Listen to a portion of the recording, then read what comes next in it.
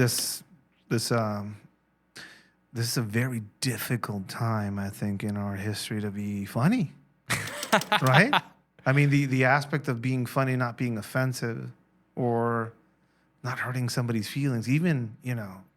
I mean, it's like I get what you're saying.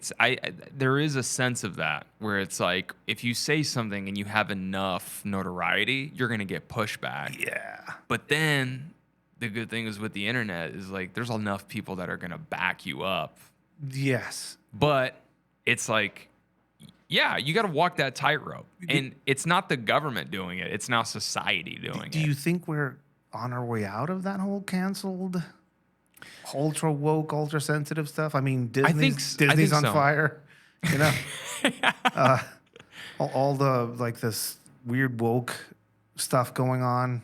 I think there was a hard turn, like after Trump got elected, right? There was a hard turn to being like, see, this hate speech leads to, you know, horrible people in power, and then people start overcorrecting and they start, you know, attacking comics and people who doing it. I mean, I grew up, you know, watching some pretty offensive stuff. Oh, comics would say, and but it was like, I'm Mexican, I get it. Yeah. But now, it's like even me, then I'm speak in public every now and then, go on podcasts and talk about things. I have to be careful in a lot of ways, or extra sensitive as far as like, you know, a friend of mine was telling me, you should come out of the closet.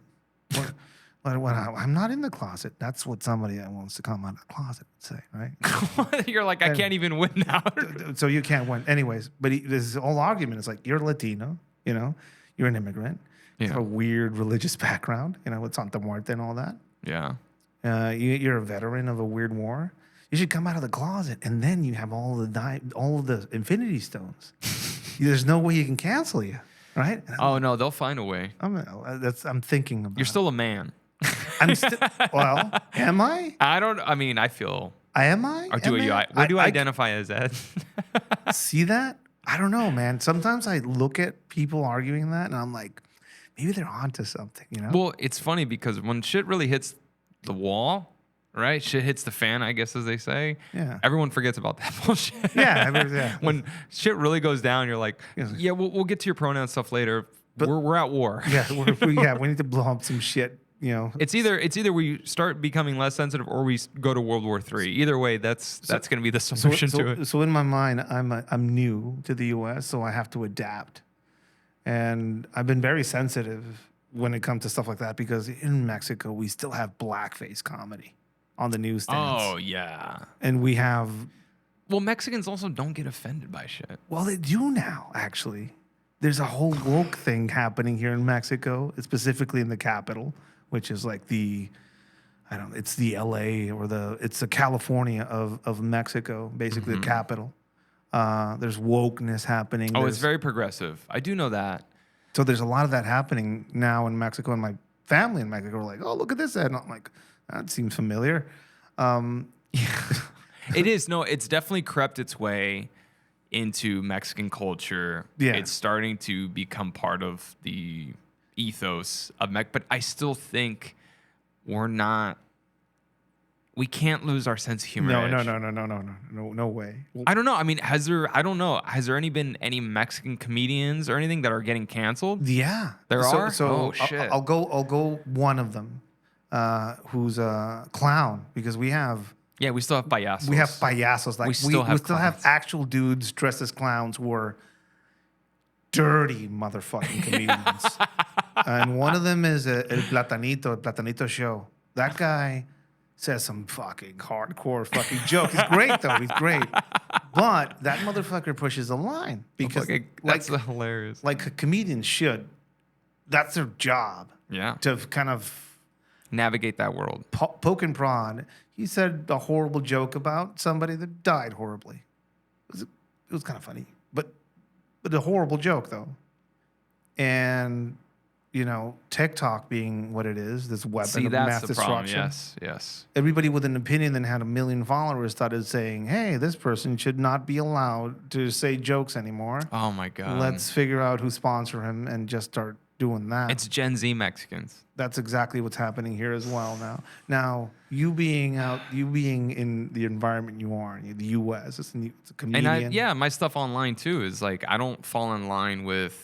I mean, I see you say some shit, and I'm like, oh shit, this guy's gonna get into trouble. Well, dude, you know what's crazy is because I'm still navigating within like, you know, working with, you know, film productions and stuff like that, and you know, with my series, like, you know, I did a whole series based on the migrant crisis. Yeah. Can you talk to us about that? So I have a web series that's come out. It's called Migrants. Yeah. And it's based off of exactly that. It's old school Latinos who, you know, immigrate to the U.S. through the migrant caravans, which I know that's something that you had covered when they came to Tijuana. Yeah. Right. So remember when Trump was in office, they were all here essentially. Yeah. In TJ, they were in Juarez. They were right across the street.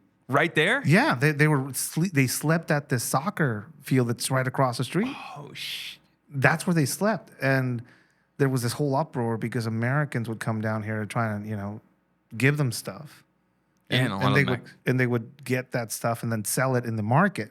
Oh. And then buy drugs over there, and then dump the needles at the school, and they didn't want them there, and somehow that made people from Tijuana racist. Yes. Somehow that turned us into a bunch of racists because we didn't want people selling drugs with money they made by gringos giving them stuff that they would then sell and then dump the needles there. And here's the thing. This is what I love about the complexities of within cultures is because you talk to the progressive in Brooklyn where I'm living. I live in the progressive capital of America. I live in Brooklyn. Wow. And it's like the most out of touch white people, which God bless them. You know, they lead with good intentions, hard on the sleeve, yeah, somewhat. But when you tell them these like hard truths, they just go, "But yeah, what about the person that is?" I'm like, "Look, I understand there isn't the person that is, but we're talking about the person that is doing this." Yeah. And you really think Mexicans hate these people as much as, you know, like these aren't the Trump supporters that are like saying build a wall. These are like Mexicanos are like, no, estos cabrones, ¿por qué vienen aquí? Like, it's the funniest thing because when you see it within like minority cultures, they get mad about the details of it. It's not like they're just racist. It's like, no, these people are doing this. I don't like this. You know, we were here. I mean, I've heard Mexicans being like, we have enough problems in Mexico. Yeah, you know what I mean? Legit. And we do. Legit, we have enough problems. So the reason why these guys came to TJ is because all of them were 18th Street gang members.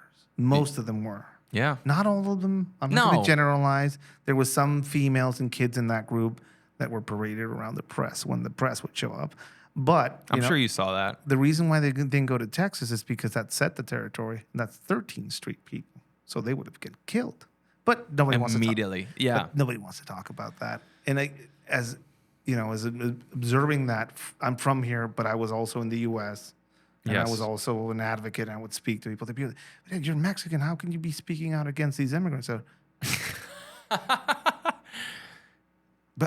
So you know what I love about it? It's like because it no longer becomes about what they look like. It's based on their actions. Yeah, they're immigrants. Which is what we should all be judged on. Yeah, so they're immigrants, and we all are immigrants, and we all should be basically about whatever all the immigrants are doing. Right. So I'm not about sending unsupervised minors that get tossed over the border. I'm not about that. No. I'm not about all those women that get disappeared on their way up, or that they get sorted because they're pretty with a little thing. So when they jump over the border, they get owned. I'm not into all No, that. dude, and here's the thing. It's like these things happen. It's something you have to confront. Yeah. And it's not just like, this is what I say. I'm like, if America is this racist, they would not allow this many Latin people in already. So that's another fascinating thing to me.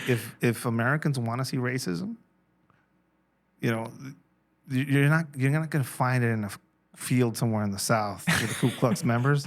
Go to Japan.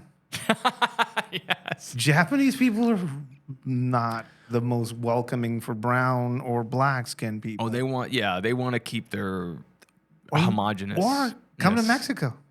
We do racism pretty good here. Oh, amazing. Yeah. My daughter on the light skin side. Yeah. and somebody else's daughter on the brown skin side. You give them Barbies, and you ask the brown kid one and the white kid one, hey, which is the evil Barbie? Yeah, And this is you can look this up on YouTube. Oh, it happens all the It's an experiment. It's a YouTube experiment, and it's cultural. It's ingrained. You see the telenovelas, the blonde lady, yeah, that's the maid who somehow marries a rich guy, but the brunette, Oh yeah, she's the she's the evil one. you know, I love how it's like when those circulate on Instagram, it's like the old novellas where it's Yeah. like you see like the racial, they're like, Yeah. ¿Por qué mi niño es de este color? And it's like a darker kid. Yeah, dude, it's horrible. It's hilarious. But again, my perspective on racism is that I grew up in that, and it's still pervasive here. It is. The thing is like we don't want them to go away. It's like we'll just jab at them. We'll just make fun of them. Yeah, yeah. Like so your series is on that immigrant experience. So I wanted to take that concept because once Biden got in the office, they started letting him in, right? Yeah. Or once that Title IX or whatever was over, they started letting him in, and then you had the Texas governor and Ron DeSantis, Abbott. They were like, okay, you guys want them? We're gonna start sending them to Chicago, New York, DC. So in my mind, when I'm seeing this in the news, like my comedic brain is going like, this is pretty funny, but this is gonna be horrible, hilarious. but funny though. Yeah, but like imagine me just, where am I going? New York. Oh, cool. I guess. yes, the and Hamptons, right? They're paying for their plane tickets. They're paying for buses, and I'm like, this is what I live for as a comic, because it's like this is the culture that I know, and I also know the New York, Brooklyn culture because that's where I'm living now. So I'm like, what would happen if you had like woke hipsters taking in these migrants and like who are not woke. who are not woke At all. I mean, yeah, talking like old school mentality, Latino to the bone. Wife beating, in their past, secret families, all that shit. Exactly, all of that shit, and then now you put them in a room where they're like being taught like about pronouns and shit. And I was like, this exactly. I was like, it just kind of wrote itself for me. And I was like, this is the premise I need to run with. So we did the first episode, and the characters, I was like, I don't want to sanitize this at all. Because the one thing you see on TV all the time in any media is like anytime they have immigrants come in, it's always like the poor, like, I want to do great things in America if I just got the opportunity. Don't get me wrong, there's a lot of that. There's a lot of them, but there's also like, There's a lot. Let me see how I can get some free shit. Yeah, There's also there is that. A shit ton of that. There's shit ton of that.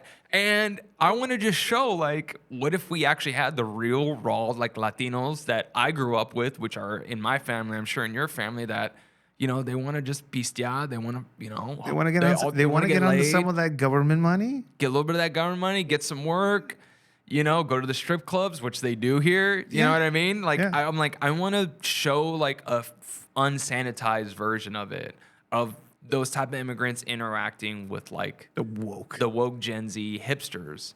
And that's exactly what we did with this series. And we put out the first episode and people just gravitated towards it because they were like, you don't see this kind of comedy being put out there, especially with like Latinos. Like anytime they put us on TV, right? It's always like a very sanitized, clean. Like I've seen shows where I'm like, this was totally written by either a white woman who watch Coco, or it's written by like a fourth, fifth generation Latino who barely speaks Spanish, but they're like in touch with their indigenous roots. Yeah. And they went to UCLA film school and because they have money to do it. And then they get their script made and it's like, everyone is like the happy-go-lucky Latin family. And then they just have the one like Latina mom that just, or like the abuelita that speaks Spanish and tells all the jokes. Like, I'm tired of seeing that. Yeah. I'm like,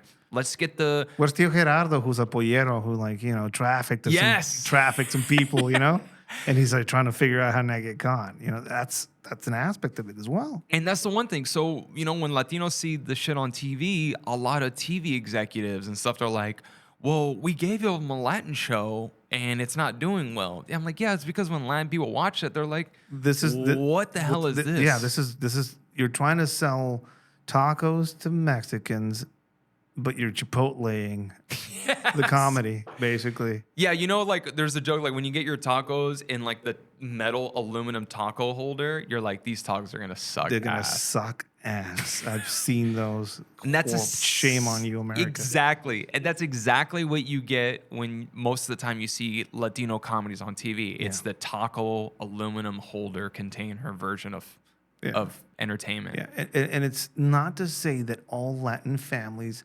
have that, but most of Latin culture does, though. Like Mexican culture has a secret family. Yeah. The alcoholism concealed with Christianity. A kid's party, you know? Oh, let's have a kid's party for the 3-year-old. And it turns into your uncle's drunk fighting for your grandfather's properties. That's the shit. I would laugh at the fuck out of that as a Mexican, you know? Or what I love too is like anytime they have different Latin people on TV and they're immediately best friends, I'm like, bro, you get a Mexicano and a Puerto Rican there's some shit together. There's gonna be some fucking beef, bro. Or you get any Latin people, and then there's an Argentinian guy there. Oh yeah, you know? get an Argentinian. They start debating about and dude like those that. Guys, they think you're the European. Yeah, I'm not generalizing, by the way. I'm just being a horrible, ignorant Mexican stereotype. Which is what we want. That's exactly what we would want to see on TV. And here's the thing: every other race pretty much gets to do that. You know, like you see shows of, you know, of Breaking Bad. Yeah. Like if you put that as like a Mexican, we're like, oh, so now all Mexicans are gonna be cooking meth and dealing drugs. But white people are like, yeah, that Not he can all do of that, and that doesn't represent us, all of us. Not all of us, but some of us do. Yeah, and it's great. We love watching it. Yeah, we would want to watch that honest portrayal of a fucked up part of our culture. And the difference is, it's like the people who live it know the nuance enough to where like that really is authentic. That's so true. like I never thought about it. That they don't want to push that boundary there because they don't want to get canceled. it's also the TV executives too. Yeah. They're like, oh, do we really want to represent a show that shows Latinos in this light? But Latinos are like, show us in that fucking light. So I can't say who, but I do a lot of work like that where I like scripts. There's people working on stuff where like there's gonna be cartels depicted. Yes. And they want to do it in a not offensive light. You're talking about people, Dude. That happened in my life, right? And I'm like, these people hang other people from bridges and set them on fire. Yes, but Ed, But they address their pronouns before they do it. There's something, you know. But I understand. I get it. But that's true. I never thought about it. Because it's rare that I see me being depicted on like an immigrant, a Mexican immigrant Who's a piece of shit? Why not? in the U.S. who's a piece of shit or has a weird ass background, has a drug problem, alcohol problem. But no, it's always a humble guy takes off his sombrero and puts it over his chest. You know, Like, because I want to work. I just want to have the American dream. And Riggs and Murtaugh somehow, you know, rescue. And him there's from always like the old races where they're like, get out of my country. Yeah, and I'm like, no, a lot of times it's the other Mexican. Like, Salte aquí, cabrón. Hey. There's already too many of us here. Yeah. No jobs for you. Go away. Dude, I Go know. back. I've heard stories of Mexicans calling immigration on other Mexicans because they beef. Completely true. That's Yes. completely true. And it's actually a legit threat that one Mexican will tell another in the U.S. And I've gotten some of that shit myself. Yes, that is a true thing. So it's like, why not show this type of version of us? Because if you think back through film and TV, you know, early on, right, when Italians were essentially treated like minorities in early America. Yeah. Where like all Italians were stereotyped. You know, when white people were still beefing with each other, it was like Protestant and Catholic. You know, like when America was that white, they literally ostracized Italians. They hated them. Right? Catholics, all this, they're not part of us. And then what did you have? You had Italian filmmakers being like, okay, we're going to depict Italians how we see them. So you had like Coppola, you had Scorsese, and guess what you started seeing? You started them showing Italian people as the gangsters and everything, but they did it with the nuance to where other times be like, yeah, that's my uncle. Yeah. I know that guy, Yeah. or that's my dad, the sanitation. And then they kind of embrace that and put that with like a badge of honor. It's like, now we're gangsters. We're cool now. Before you hated us, now you want to be us. And it's like, we need to do that with the Latinos. Yeah. Where it's like, let us control the story. Let us show unsanitized, real, raw characters, because Latinos are going to identify with it. And that's where you're going to have that quote unquote like success. Yeah. You know? Yeah. Like we see with music. Yeah. I haven't seen it though. Like Well, I haven't seen it in film specific, like a comedy, especially, is scary for them. yeah, or just what's the classic narco movie? And everybody's gonna say the same thing. American narco movie. Everybody's gonna say the same thing. Sicario. Oh, yeah. Sicario is about a Colombian that became a lawyer in Juarez, which you tell me that makes any sense.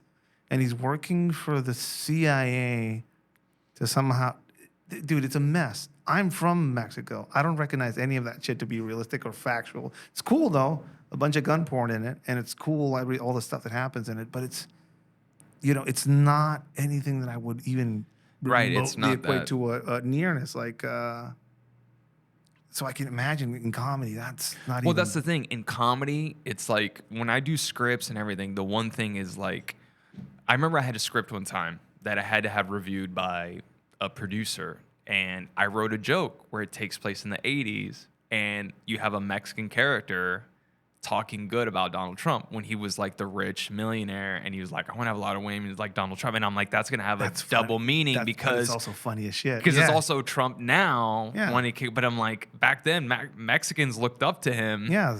Is the American rico, dream. blanco, anaranjado, yeah. Wow, why? It's like, and then they were like, we don't like this Trump joke. Like, why would he be saying that? I'm like, no. This is taken in the 80s when Trump. It's funny. And Mexicans are going to identify with that. Here in Mexico, we had a novela, a guy named Huicho Dominguez was a poor guy that became rich. Yes. That's basically Huicho Dominguez, man. You're Mexican.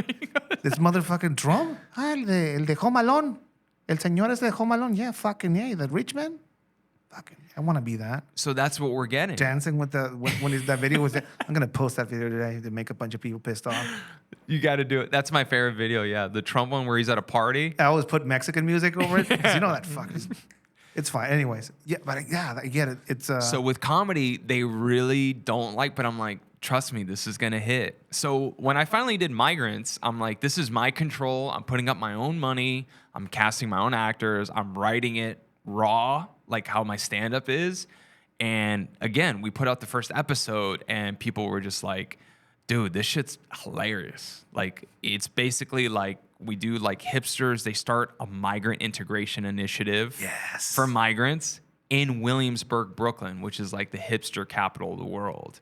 So right away in the first episode, we have like this woke white woman who's like talking about pronouns, and then we have a Latinx character, not Latino, Latinx, third, fourth generation, like the type of dudes when I'm in writers' rooms with, don't know what the fuck they're talking about, and they're trying to write Latin jokes. I'm like, bro. There's a Virgen de Guadalupe tattoo. Yeah, they're the type of Latinos that are like, I don't do jalapeno. You know what I mean? Yeah, I don't do jalapeno, but I have a $3,000 Virgen de Guadalupe tattoo on my chest for no reason. Yeah, they have like sick ink where you're like, dude, you finance that shit? That's like 12 grand on your sleeve. Don't worry about it. So we finally have like that Latinx character, and I was like, the first scene of them interacting is I want the Latinx dude to tell the old school Latino from Venezuela, I'd be like, ¿Cómo está mi Latinx hermano? And then just like immediately be like, quítate cabrón. Like, no me toques. So that's the scene we did, and dude, that clip just immediately went viral because they were like, what is this? Yes. So immediately people started sharing. It got like 800,000 views on Instagram. People started clicking on the link. It's on my YouTube channel. And then the views just started going up, and people are like, I need more episodes. And I just wrote one because I wanted to see how people would react to it. And then after I did the first episode, it just started getting hit up. Dude, we need to see more. We need to see more. And these are people that are recognizing a truth in it. Yes. Like that's funny because it's true, and also they're not worried about, the censorship. Yeah. Yeah, this is like, we took away all of the potential filters, which happens in a normal film production when you're dealing with a studio or executive producer, when you're using other people's money, essentially. and just being like, this is us. Yeah. And we did it like how they do The Office, like a mockumentary, because I wanted to do it with like a formula that people know, but it's but dealing with it with unfamiliar characters. What about the backlash over being that honest? I imagine there were some people. I've seen comments where be like, this is painting Latin people in a terrible light, but then you have other people Who that are are like, Latin, this is you're the like, this is funniest me. shit This ever. is me. And I play a character in it, which his name is Guicho, Yeah. which is like a hardcore. This is based off of people in my family. He's from Chihuahua, from El Norte. And all he wants to do is just get drunk, get laid, and work. Yep. And that's it. Like, dude who goes to construction site, every night he finishes a 3-pack tall boy if they got this. Yeah. 3-pack, which is essentially like 8 beers. He's not recycling any of the garbage he produces. I know those people so well. Yeah. And they just get hammered. They talk about chicks they want to bang. Yeah. Chicks that they have banged. Just single dimension of being, you know. Working, getting drunk, getting laid. That's it. Great. And I'm like, let's leave that. That's all we need. Let's make him that character. So, and then people immediately just gravitated to it. Like, people are like commenting Viva Guicho comments. Yeah, he's everybody's deal. Everybody has a deal like exactly. that. Everybody has a And fucking... he says the worst shit you can think of. It's beautiful. So once we put out the first episode, we did another one. People loved it. And then we did a third episode, and we did it to where now we're involving like politicians. So we have like essentially like a neighborhood president character who kind of represents like how woke people think, but like in a governing sense. Yeah. So now it's like, I have a joke where she's like, you know, she's talking to camera, like being interviewed. She's like, you know, I got elected because I want to help women of color. And then I have like the Mexican maid like, oh, excuse me, senora, your food's ready. She's like, can't you see that I'm talking to the camera? Like, so it's literally like the shit that Latinos know. I'm like, yeah, we know those white people that are like, yes, we're on the front lines, and they have like the equality sign on their Prius, but then they're yelling at their gardener because he forgot to trim a bush, and they're having their mixer for their company in their backyard, and the pool's not 100% clean, Jose. You know what I mean? Yeah. So it's like, we've seen that angle. I'm like, I need to put that on screen. And we did that, and people are just going off on it. So we shot 3 episodes. They're up on the YouTube now. Our first episode has like 150,000 views. Our last episode is near that. And then we're going to be releasing 3 more episodes, including the season finale. Fucking A. Yeah. I love So we're going to it. be dropping them in November. Awesome. And it's cool, man, because I got some recognition because we did the New York Latino Film Festival, which was crazy because it's very like entertainment, progressive. And I was just in that room, and we're doing our hardcore Latino jokes, and all of a sudden, like, people just start laughing. Yeah. And I saw some of the people in the festival looking around like, Can I laugh at this bullshit? Yeah, you can. so Hopefully some of that shit is subsiding. Hopefully. and that's when Culturally. I think that's where they start seeing it. At the end of the day, it's like, are people entertained? Are they laughing? Yes. Let's roll with it. Yeah. I mean, for me, it's like truths are uncomfortable, and I get it. We're not a whole homogenized brown group of people. We're Mexicans. Yeah. The Spanish came and didn't take out the Aztecs. They said, hey, who here hates the Aztecs? And most of the tribes raised their hands like, fuck those guys. Yeah. And that's who took down the Aztecs. And the rest of them were taken down by disease. But somehow, we're here. Like, with all made that it. blood, with all that fucking suffering and torment, but also good, great, amazing things, somehow made it through it. And you're here. Now, how can you make peace with both sides of that past? You know?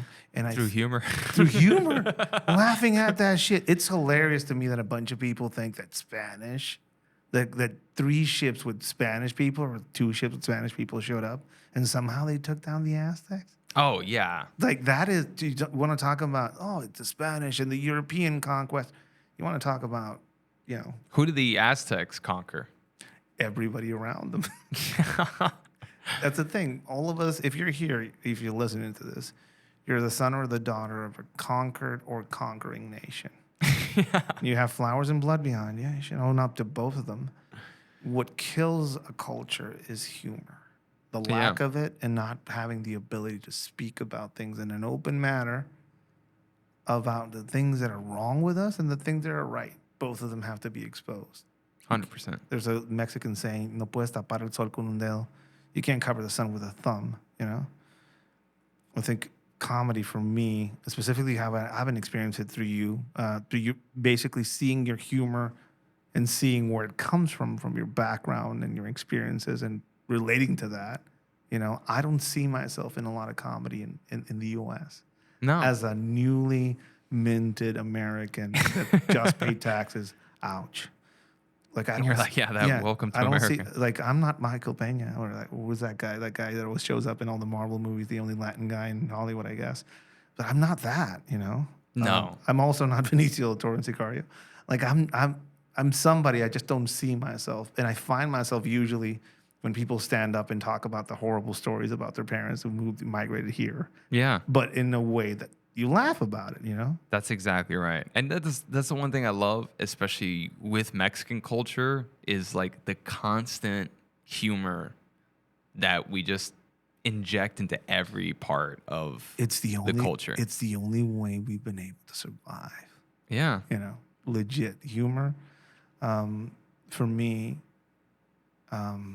it's the taste of a little bit of like the old world. Yeah. You know? Yeah. Where it's like people who go through tough shit but find a way to get through, you have to have a good sense of humor to get through that shit. Yeah. You have to. There's no way you can make it as a culture if you don't. Thank you for coming out and having this conversation. Thanks for having me, man. This is great. This has been a long time coming. Where can people find out more about you and what you do? So my Instagram, I post everything on social media. So you guys can follow my Instagram. It's at BTDJokes or search Bryan Torresdey, which is BryanTorresdey. And then on YouTube, if you guys want to watch Migrants, which we have more episodes coming out, including our season finale, it's type in Migrants comedy into YouTube. Because if you just type in Migrants, it's just a bunch of like news reports. Can I show up on season 2 as like a horrible migrant? Oh, yes, dude. I would love to have you on, man. All of the worst, like all of them. Like I want to have like a disease. You know? It just brings in and get, you know what'd be funny? Like scabies or what? Like I don't remember what some Trump said that and we. Like, it would be really funny to have a migrant that something. gives like everyone just like herpes or something. Yeah. Just because there's like the worst. I mean, I'm not the best Mexican, and that's who I'm going to be. Not the best one. I think it's fun, man. Like, for me, again, the humor aspect of it. There's a medicine in laughing, and if you're not laughing at the worst, man. Dude, we get Mexicans give entire personalities because of someone's flaw. If you have a big nose, el norizón, you know what I mean? So it's like El Chapo. El Chapo was a very dangerous man, and they called him Shorty. See, this is Mexico. This is Mexico. You know, this is Mexican culture. That's right, man. Thank you for coming on. Thanks again, brother. Really I appreciate it, man.